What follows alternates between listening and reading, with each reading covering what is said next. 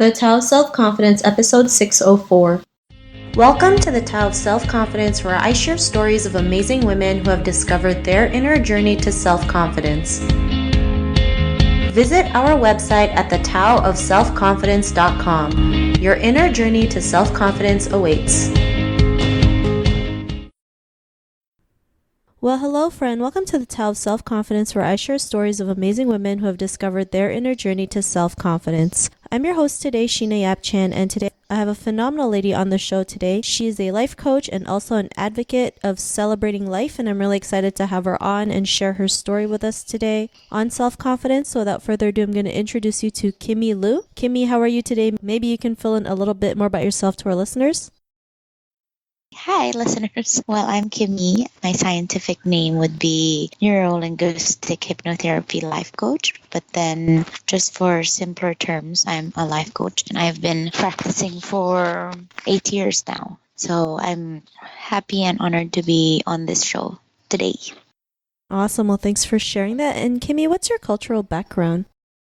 Well, I'm Filipino. My dad is full Chinese and my mom is full Filipina, so I'm half 50%. But then I grew up here in the Philippines.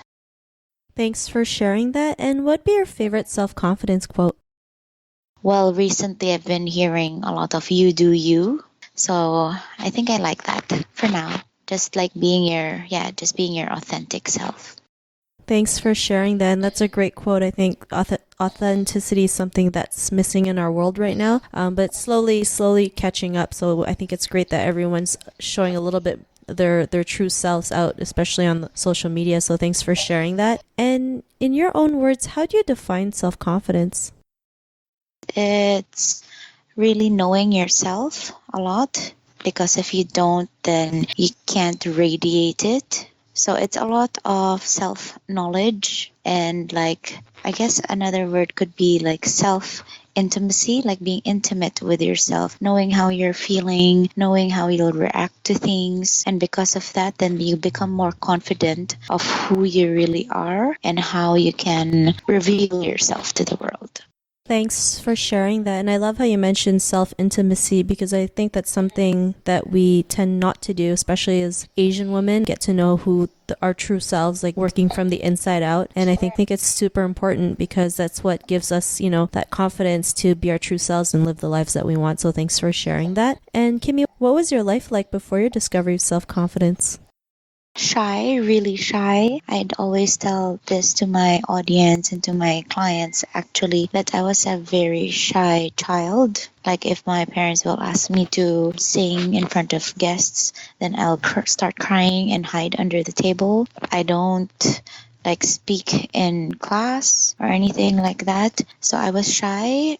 And so I took a class, a musical theater class, and that was one summer, I think, before 7th grade. And because of that class, then I started discovering things that I wasn't able to do before. It's just really being uncomfortable because it was different things. But then eventually, because I did it, then I figured that, hey, I can actually do more things. So that's one of the milestones, I guess, to my confidence. And then I was also lost for a little while. Like people would ask me how I became a life coach, and I'd tell them the story of how I became lost. So I was in a corporate job. So originally I was a teacher, and then I had to change jobs because that wasn't paying very well. So I went to a corporate setting, and the company was really good. The people I was working with were great.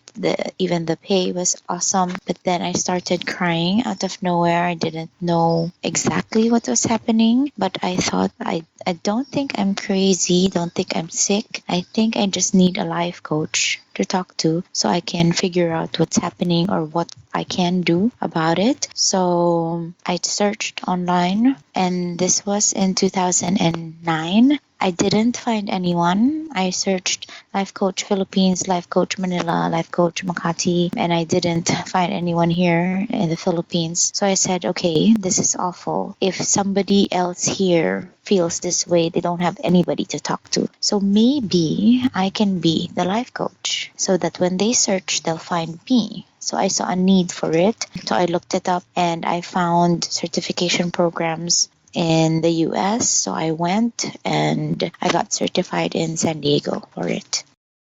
Thanks for sharing that great story. And I think it's great that, you were able to find something that you were having trouble with, and because you couldn't find it, you decided to go after it, right? You decided you'll be the solution. And a lot of people don't realize they can be that solution, right? Because they don't feel like they can help people out there, but you can, especially with the life experiences that you've been through and how you can help them overcome them as well. And because of that, what's your life been like now? After the realizations, right now I am very happy with what I'm doing. I am continuing to allow life to surprise me. So there are even things that I am really surprised with that I can actually do that, or that I am doing now. I didn't think that I would. So it's amazing. Awesome. Well, thanks for sharing that. And to the woman who's listening to your episode, she may be in her own journey to self-confidence. What would be that one tip you would give to her?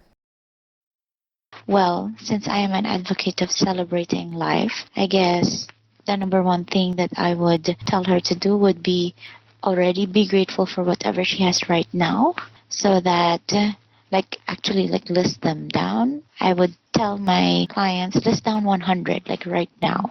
Before they actually book a package with me, I tell them, okay, list down 100 things that you're grateful for, that you must celebrate already, even before you fully become confident, because those 100 things are already tools for you to be confident.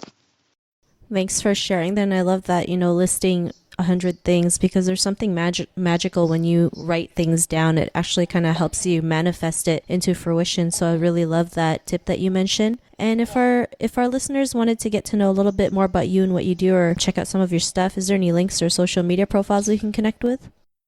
Yes, well, the most updated one would be Instagram. So that is Kimi Lu Life Coach, KIMILU Life Coach. And then I have a website, which is www.kimilulifecoach.com. There, so they can directly send me a message. Thanks for sharing that. And to our listeners, if you want to connect with Kimi, you can also head on over to thetaoofselfconfidence.com and search for Kimi's name. Her show notes will pop up along with everything else that we talked about. And I really just want to thank Kimi for taking the time to share her story and tips with us on self-confidence. So thank you so much, Kimi. Yeah, thank you. It's my pleasure to be here. Thank you so much, Sheena. Not a problem. It was really great having you on the show. And to our listeners, be on the lookout for another new episode of another amazing woman's journey to self-confidence, and we'll talk to you soon. Bye for now.